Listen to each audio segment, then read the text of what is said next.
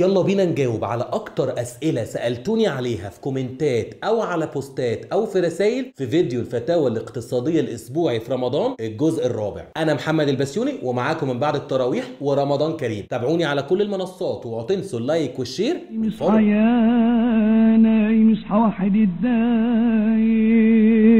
ما تيجوا نشوف اول سؤال كده. هو انا ممكن اكسر الشهاده واعرف نسبه الخساره من الابليكيشن بتاع البنك؟ ممكن، بس مش كل البنوك عندها الاختيار ده. بنك مصر مثلا الابليكيشن بتاعه بيعمل الكلام ده، ولو مش موجود الكلام ده في الاونلاين بتاع البنك بتاعك روح الفرع، مش هتاخد 5 دقايق. بس اوعى بقى بتاع خدمه العملاء يقلوظك ويخليك تاخد قرض بضمانها، عشان انا عارفك انسان ضعيف وقلبك ضعيف حبتين، فلما يقول لك قرض بضمان شهاده قول له لا. السؤال الثاني، لو انا طالب ينفع اشتري شهاده؟ لو انت تحت السن اللي هو 21 سنه مش هينفع تفتح غير حساب شباب، وللاسف اجابه السؤال مش هينفع. بس طبعا في حاجات تانية واوعيه ادخاريه للشباب هنبقى نتكلم عليها في فيديو لوحده. السؤال الثالث، سبائك من خارج مصر افضل واوفر؟ بلاش تغامر وتجيب سبايك من بره البلد او من بره مصر عشان هيبقى عليها جمارك. انت او انت مش مسموح لكم في المطار غير الاستخدام الشخصي بس. السؤال الرابع، بعد الشهادات الجديده الذهب طالع ولا نازل؟ الذهب سعره في مصر بيتحدد على اساس حاجتين. اول حاجه بورصه الذهب وسعر الذهب عالميا عامل ازاي،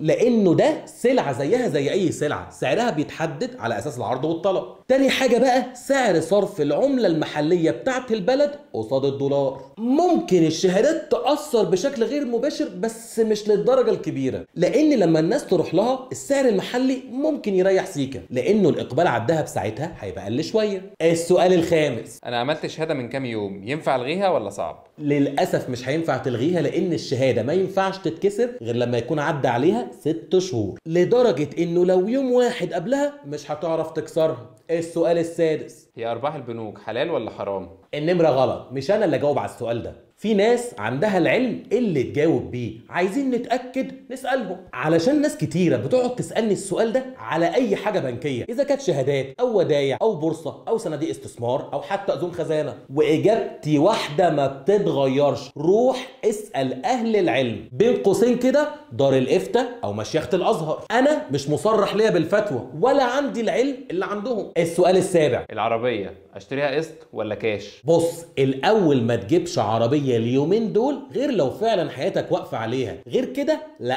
فلو هتاخد قرض شخصي او قرض سياره علشان تجيب العربيه فانا بقول لك لا. لو معاك تكيش كيش علشان الفايده دلوقتي عاليه شويتين 3. السؤال الثامن، هو انا ممكن اشتري اذون الخزانه اونلاين؟ لا للاسف لازم من اقرب فرع للبنك، لان دي بتبقى في ايام معينه في الاسبوع حسب مده الاذن نفسه، لانه كمان بتبقى لحد وقت معين في اليوم وبتبقى اصلا عطاءات، فلازم نروح البنك. السؤال التاسع، لو انا رابط فيزا مشتريات بشهاده وحبيت الغيها بتاخد وقت قد ايه؟ لازم يكون معدي شهر كامل على الفيزا من غير اي مديونيه عشان تعمل طلب الغاء، بكده بقى تقدر تلغيها. ولو حابب تتصرف في الشهاده يعني تستردها او تكسرها مش هتعرف تعمل كده غير لما تكون كنسلت الفيزا او لغيتها. السؤال العاشر والاخير، ايه اقصى مبلغ اقدر اسحبه من المكنه بتاعه البنك؟ دي بتتحدد على كذا حاجه. اول حاجه المكنه اصلا فيها فلوس ولا لا. المكنه الفلوس بتبقى جواها بواكي كده او بناضل في حاجه اسمها كاسيتات، ولو الفلوس مقربه تخلص هتلاقي المكنه نفسها بتقول لك اخرك في السحبه الواحده كذا. تاني حاجه بقى حد السحب ده بيختلف من بنك للتاني ومن مكنه كمان للتانيه، يعني لو البنك الاهلي بيسحب من بنك مصر